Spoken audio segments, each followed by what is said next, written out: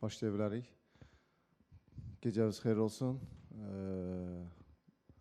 Qarabağ Chelsea oyunu sonrası mətbuat konferansına xoş gəlmişsiniz. Qurban müəllim öncə fikirlərini bildirsin, daha sonra suallara keçək. Gecəniz xeyir olsun. İlk öncə azarkeşlərimizi təbrik eləmək istəyirəm.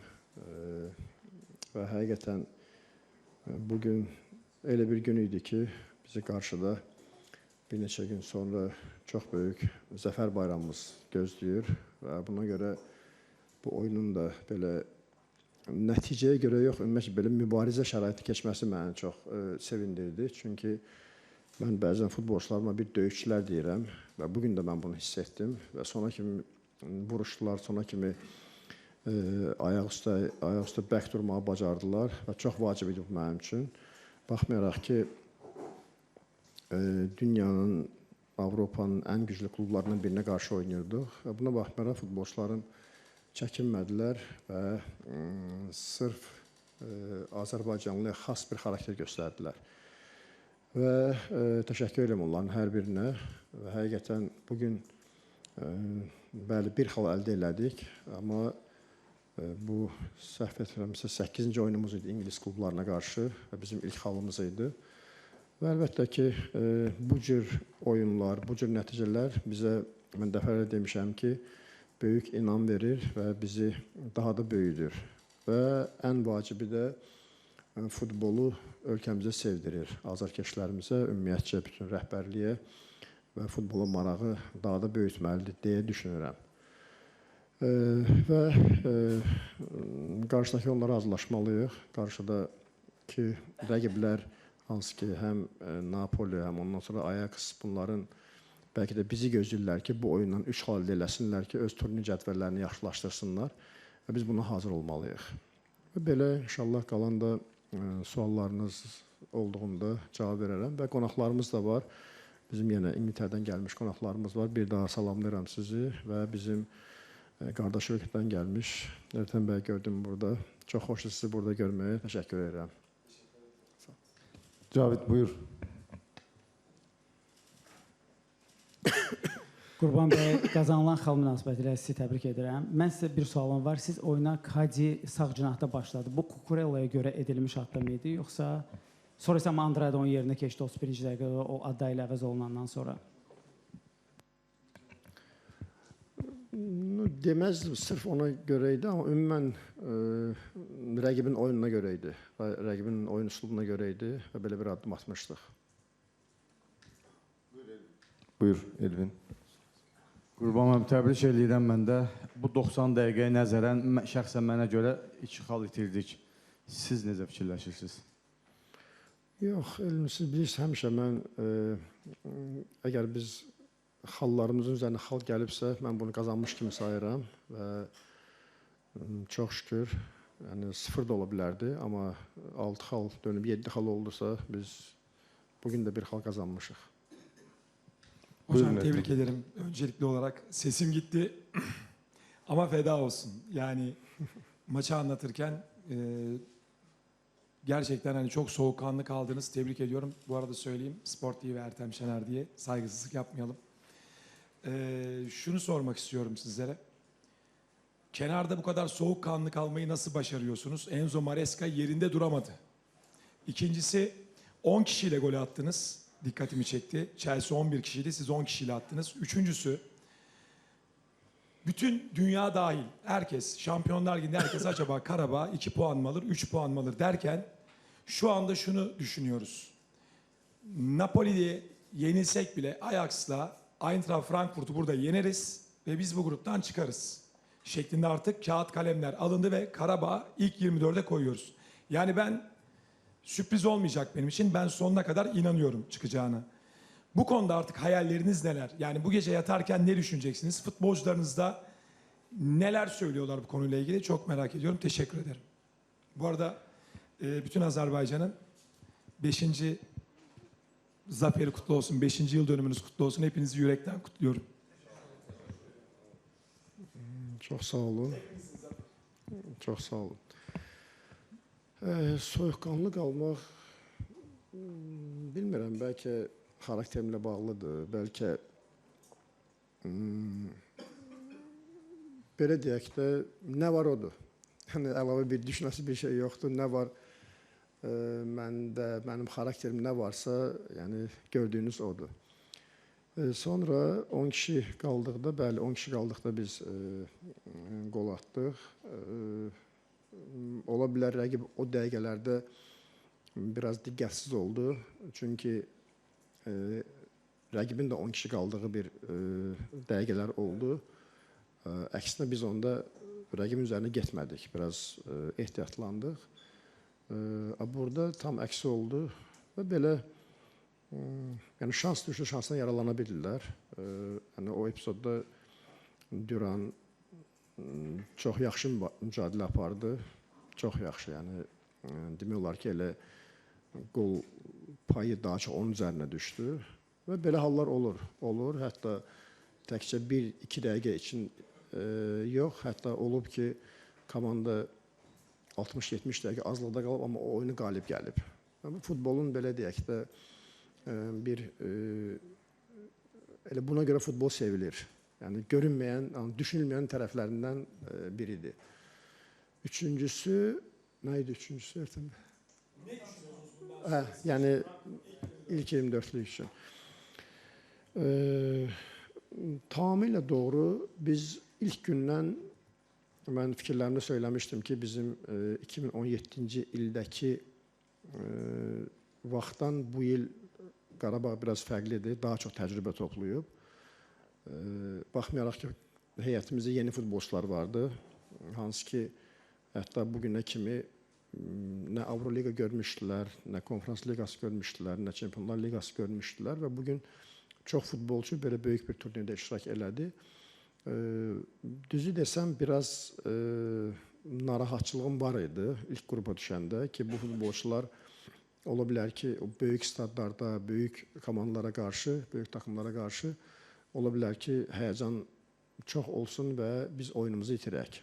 Amma şükürlər olsun Allah, yəni bəlkə o bir-birimizə güvənlən, kollektivi daha düşündüyümüz kimi ələ aldığımıza görə belə bir mübariz bir komanda yarandı. Amma ilk oyundan sonra, ilk oyuna kimi, hətta qrupa kimi məndə inam var idi. Çünki futbolçularım sanki istəyirlər ki, Çempionlar Liqasının qrupunda iştirak etməyə. Yəni o qarşımıza, belə deyək, ilk turda məqsəd qoymuşduq və buna şükürlər olsun Allah, istək deməli, səmimi olan bir ürəkdən gələndə nəticədə Allahın izni ilə olur. Qaldı ki, qarşıdakı bizim şansımıza və mən dəfələrlə bildirmişəm ki, əgər bugün bizim şansımız varsa, biz bundan maksimum istifadə etməyə çalışacağıq. Bunun üçün əlbəttə ki, bizə lazım olan odur ki, daha çox çalışmalıyıq, daha peşəkar olmalıyıq və nə məşqdən doymalıyıq, nə də hansısa bir, hətta bir xaldan doymamalıyıq və biz əksinə çalışıb daha çox antrenman yapıb və uğurun dalınca qaçmalıyıq. Və belə də kollektivi yaxşılaşdırıb, bir-birimizə güvənib bu adımı atmalıyıq və belə inşallah qarşıdakı oyunlarda dediyim kimi bizə daha ciddi yanaşacaqlar, hansı ki onlar bizlə oyunda öz turnir cədvəlini daha da yaxşılaşdırmaq, öz puanlarını daha da yaxşılaşdırmaq istəyəcəklər və biz buna hazır olmalıyıq. Çox sağ olun. Kənan buyur. Qurban, bir xal münasibəti təbrik edirəm. 2017-ci ildəyiz. 2017-ci ildə Chelsea ilə maçdan sonra belə bir açıqlamamız olmuşdu ki, mən ən çox dəstəkləyən oldu ki, onlar bizə bir qədər kiçik komanda kimi baxdılar, yuxarıdan aşağı kimi baxdılar. Amma bu oyunda da eyni gördü. Start heyətini görəndə, Chelsea-nin ehtiyat oyuncularına 7 nəfərin start heyətində olduğunu görəndə yenidən fikirləşmədiniz ki, onlar bizə yuxarıdan aşağı baxırlar. Buna görə qələbə qazanmalıyıq. Məhz buna görə. Yox, mən ümumiyyətlə Kənan, bu belə böyük komandalarda yəni ikinci heyət deyə düşünmürəm. Əlbəttə ki, daha çox bir nömrə var, hansı ki onlar böyük oyunlarda onlardan oyuncuları daha çox meydana buraxırlar. Amma yəni bu ilk dəfə deyil ki, bu heyəti bizə qarşı buraxdılar. Hansı ki bunların çünki həm Çempionlar Liqasında, həm Premier Liqada, həm İngiltərə kubokunda, həm digər bir kubokda, yəni bu komandalar iştirak edib bunların rotasiya etmək məcburiyyətindədirlər. Çünki bugün də gördünüz ki, oyunun dinamikasını, oyunun sürətini, yəni bu hər oyun eyni heyətlə çıxış etmək heç də asan deyil. Və mən bilmirəm o vaxtı nəyə görə demişdim ki, bizə Chelsea kiçik bir komanda kimi baxdı. Bəlkə o biraz oyunun hansısa bəlkə bir cümlə olmuşdu, hansısa bir fikir olmuşdu. Ona görə belə bir fikir bildirmişdim. Amma yəni Conte-li Chelsea heç vaxt digər komandalara yəni belə də yəni ikinci komanda kimi baxmayıb. Yəni o vaxtı elə bugün də biraz o köhnə epizodlara baxdım. Hazard heyətdə idi, nə bilim William heyətdə idi, elə penalti elədi. Yəni bütün heyət yəni hamısı demək olar ki, oynayırdılar. Hətta biz 10-15-ci dəqiqədən içəridə qırmızı aldıq elə bir həmin oyunda. Və bu klublar ümumiyyətcə yəni mən inanmıram ki, hansısa bir kluba bir yuxarıdan aşağı baxsınlar. Çünki bunların hər birinə hər 3 xal yəni çox vacibdir, böyük klublardır. Ona görə həm də ki, ümumiyyətcə bu zadəganlar klubudur. Bunlar həmişə biraz daha centilmen sayağı, belə yəni hamıya yəni bu cür yanaşırlar. Elə bir fikir mən inanmıram ki, olsun.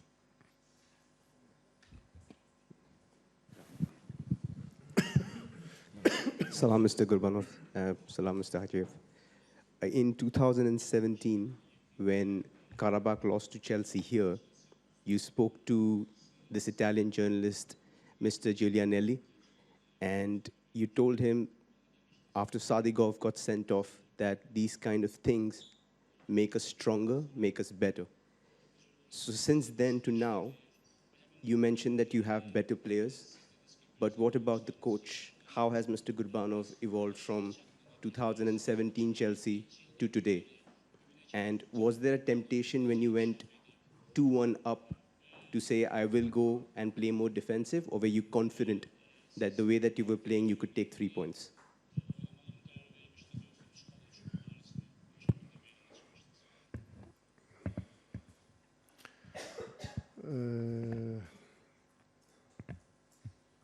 Ümumiyyətcə o vaxtı, bəli, yəni mən həmişə demişəm ki, mən dünən də fikirlərimdə bildirdim ki, biz bu oyunu məğlub olsaq da biz qalib kimi olacağıq. Çünki bu cür klubların, böyük klubların ümumiyyətcə bu ölkəyə gəlməsi, bizim gözəl Bakımıza gəlməsi və bizim azarkeşlərimizin hamısı o ulduzları, o böyük klubu canlı görməsi bu ümumiyyətcə bizim üçün bir uğurdur. Qaldı ki, mən əvvəlki fikirlərimdə həmişə qalmışam. O vaxtı da yəni mən bildirmişəm ki, böyük klublara qarşı bizim oyunlarımız və hətta böyük məğlubiyyətlər bizi daha da böyüdür. Çünki bu müəyyən bir uğuru əldə etmək üçün çox böyük çətinliklərdən keçmək lazımdır. Əgər böyük sınaqlardan biz keçiriksə və bunu biz dərk eləyiriksə, məncə biz işimizi daha məsuliyyətli görəcəyik və daha da sağlam görəcəyik. Və buna görə mən həmişə fikirlərimdə bildirirəm ki, biz belə oyunlar bizi böyüdür. Mən yenə deyirəm ki, ola bilər ki, 2017-ci ildəki heyət bəlkə daha güclü idi ayrı-ayrılıqda, yəni simaları götürsə, adları götürsə, amma mən dünən də fikirlərimdə bildirdim ki, bizim təcrübəmiz daha çoxalıb. Çünki o dəfə, məsələn, ilk dəfə idi biz Çempionlar Liqasının qrupunda oynuyorduk, amma bu ikinci dəfədir.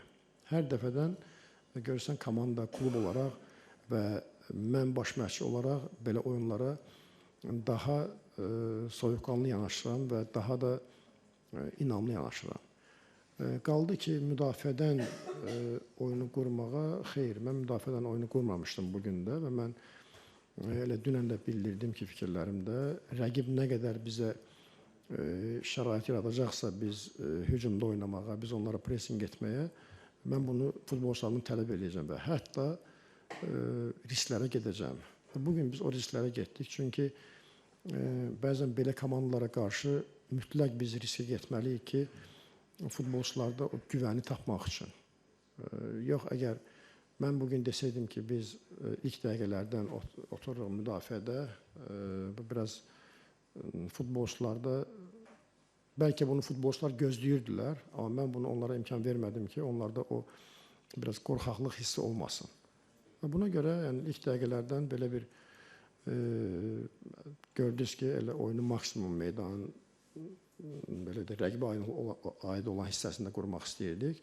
Və əlbəttə ki, usta komandada usta futbolçular var, hansı ki, bizim düşündüyümüzün bəzən tam əksini edirdilər və bundan istifadə edə bilirdilər. Amma hər bir halda bizim qollarımız da elə ikinci qolumuz da elə rəqibin meydanında topu ələ keçirərək, yəni biz həmin o qolu atdıq. Amma ümumən belə real baxmaq lazımdır hər şeyə. Mən bugün nə qədər desəm də ki, biz 90 dəqiqə hücum futbol oynayacağıq, çünki bu mümkün olan bir şeydir. Çünki qarşımızda bizdən daha keyfiyyətli rəqiblər var.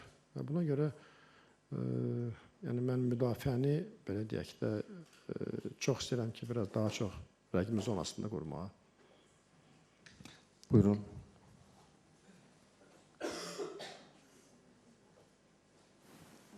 Fanataz saytından Kamil Xudiyev. Sualım Kadi ilə bağlı olacaq, Qurban müəllim. Kadi ilk hissədə əvəzləndi, təəssüf ki, Addaya buraxdı yerini. İlkin vəziyyət necədir, onun zədəsi nə dərəcədə ciddidir? Bu arada məlumat versəniz yaxşı olar. Dəqiq bir fikir söyləyə bilməyəcəm, amma biraz ciddi oxşuyur. Biraz o ayaq hissəsində kiçik sümüklər də, hansı ki, onlardan biri sanki qırılana oxşuyur, amma hər bir halda sabah MRT müayinəsindən sonra bilinəcək. Buyurun.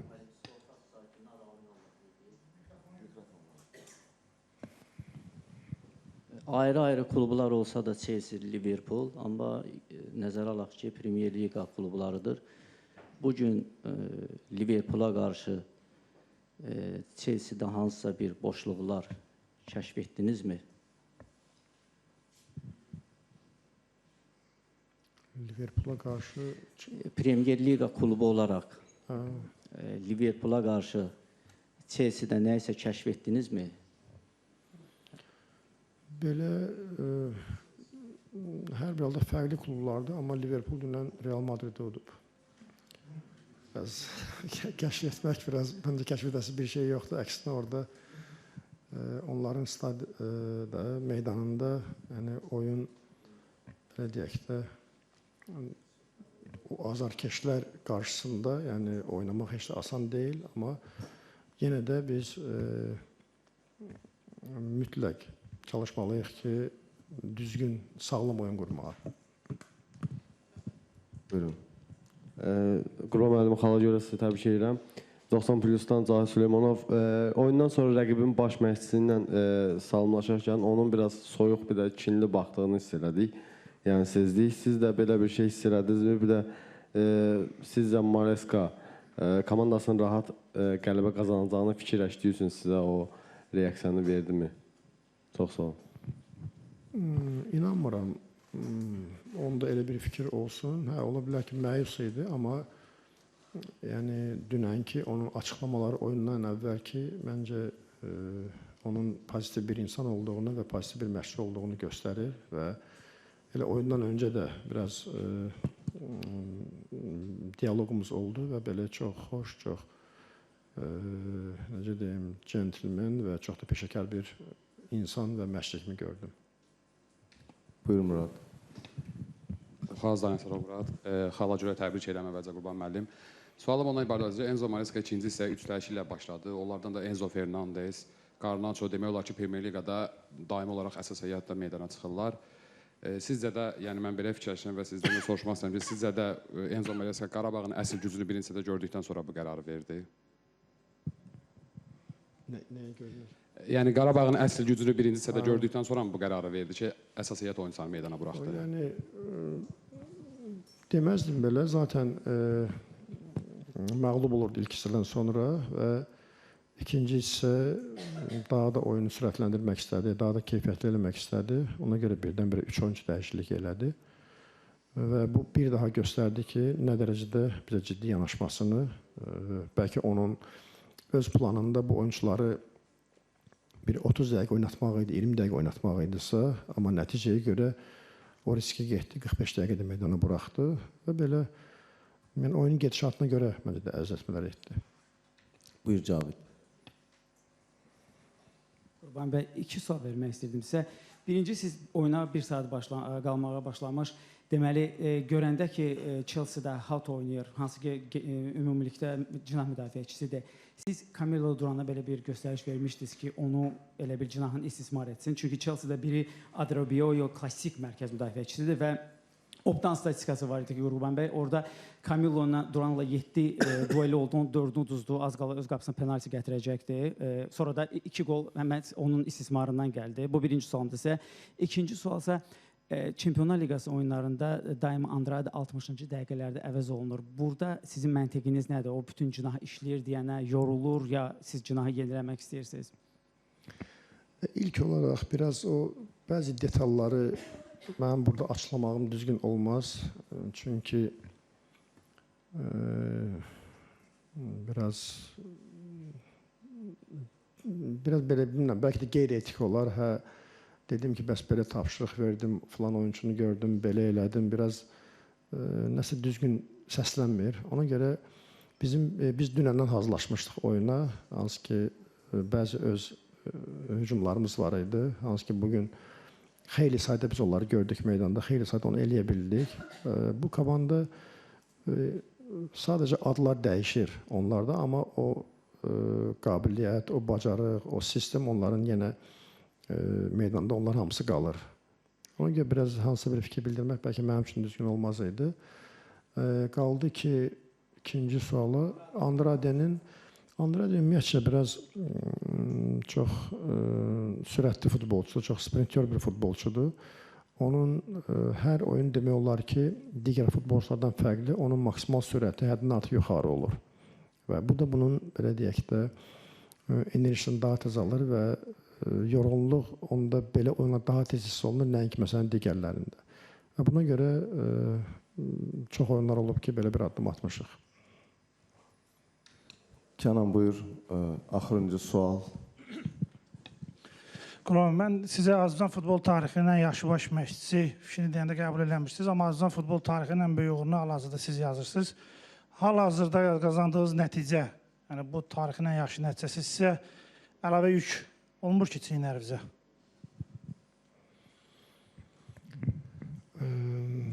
Bilmirəm necə deyim Kənan, ümumiyyətcə ən böyük uğur əldə etmək, bilmirəm, ən yaxşı baş məşqçi deməkdirmi deyə bilmərəm, amma ən yaxşı uğur, ən yaxşı, belə deyək, nəticə verən məşqçi desən, hə, bəlkə bu daha uyğun olar. Və ümumiyyətcə, mən, belə deyək də, belə oyunlarda, Avropada ümumiyyətcə, tək Qarabağ çıxış eləyəndə, bu mənim üçün əlavə bir məsuliyyət olur. Çünki düşünürəm ki, sabah birdən biz də məğlub olsaq, tamam, bitdi, ölkəyə, belə deyək, ən azından yanvar ayına kimi Avropa futbolu gəlməyəcək. Bu məni çox narahat eləyir. Belə, amma qaldı digər məsələyə dediyim kimi də. Buyurun.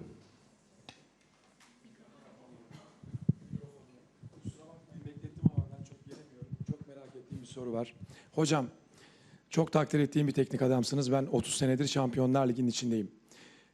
Karabağ'da kalıp Karabağ'ın Alex Ferguson'ı mı olmak istersiniz? Yoksa Karabağ'dan ayrılıp Pep Guardiola gibi, Mourinho gibi mi olmak istersiniz?